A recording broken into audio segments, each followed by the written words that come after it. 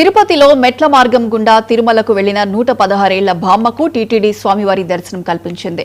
చెన్నైకు చెందిన నవనీతమ్మ స్వామివారి దర్శనం కోసం మెట్ల మార్గం ద్వారా వెళుతున్న వీడియో సోషల్ మీడియాలో వైరల్ గా మారింది. ఈ వీడియో సీఎం చంద్రబాబుకు చేరడంతో స్పందించిన సీఎం వృద్ధురాలితో పాటు తన కుటుంబ సభ్యులకు స్వామివారి దర్శనం కల్పించాలని టీటీడీ చైర్మన్ ను ఆదేశించారు. టీటీడీ చైర్మన్ ఆదేశాలతో బామ్మను వెతికి పట్టుకున్న విజిలెన్స్ సిబ్బంది వృద్ధురాలితో పాటు తన కుటుంబ సభ్యులకు స్వామివారి వీఐపీ బ్రేక్ దర్శనం కల్పించారు. వెంకటేశ్వరుడి దర్శనం కల్పించిన టీటీడీ చైర్మన్ కు సీఎం చంద్రబాబుకు బామ్మ మనవడు ధన్యవాదాలు తెలిపారు.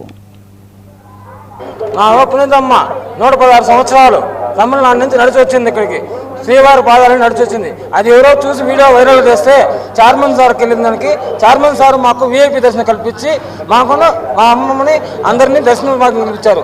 చైర్మన్ సార్కి కృపంగా దైవ కృపంగా మాకు వీఐపీ దర్శనం అయిందనడం చాలా సంతోషంగా ఉంది. మర్చిపోయిన రోజుగా గుర్తుపెట్టుకుంటాము.